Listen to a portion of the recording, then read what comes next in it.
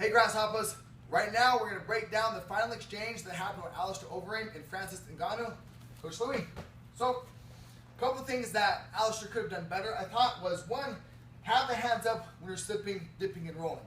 You don't necessarily need to blind your vision, but have some protection so that you don't get caught with random shots, okay? Because when you have your hands down and you make technical errors, there's one of two things that can catch you. Either somebody high level or something lucky. Either way, so keep that in mind, okay? Now, what Alistair did is, he does this a lot in his fights, and that's why it's always important to add on. You know, like I'm saying, Alistair needs to get better, but it's always good to improve, right? So, what Alistair did, and again, he does this in his fights, is he dipped and he rolled, okay? Now, he does this quite a bit. He'll dip and roll, he'll hit him with the hook, and as he comes up, he wants to launch the overhand or the cross. He actually throws them two different ways. He got caught during the middle of those punches, during the exchange. One of the things that happened is he dipped and rolled and he hit Francis with this hook. As he hit him with the hook, that disrupted his momentum.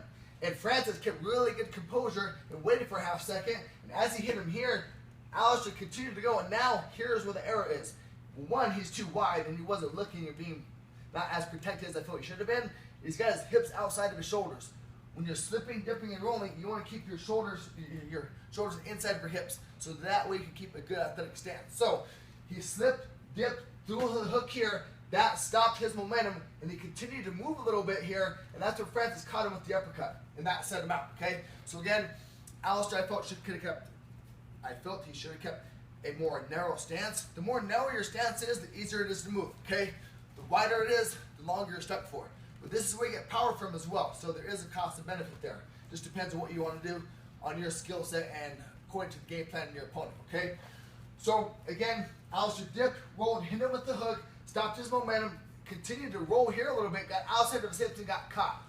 I would like for us to have our hands up, slipping, dipping, and rolling with our shoulders inside of our hips, keeping, again, a good athletic stance.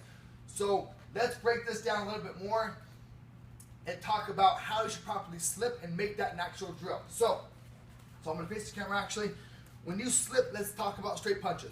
You should slip shoulders to knees here, keeping a good athletic stance. The main thing to do is to not get hit, okay? So if I slip outside of the punch here and it doesn't hit me, that's what counts. But now I'm not in the best position to counter back, or if he throws more shots rather than just the cross, he throws the cross hook, I'm stuck here for half second. I'm more mobile if I go shoulder to knee, keeping a good athletic stance. Because now, say he threw the cross hook, I slipped the cross, now he throws the hook, I can at least roll now, okay? And having the hands up when you do that. But, straight shots only. He throws the cross, I slip shoulder to knee. I'll reset. He throws the jab, I slip shoulder to knee.